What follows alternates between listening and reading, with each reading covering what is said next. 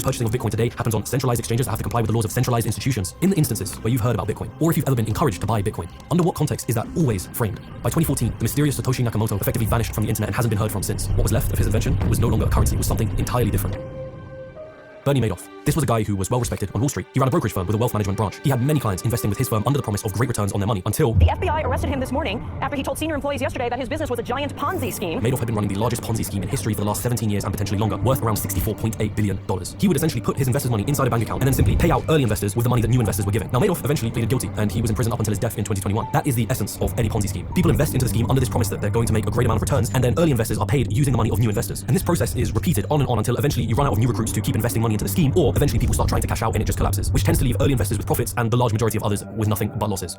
People hearing about Bitcoin would hear about two things. One, that it was revolutionary, and two, that it was valuable. That if you buy now, you could be rich later. If you really want to become wealthy in the future, I suggest you take one. It was valuable. That if you buy now,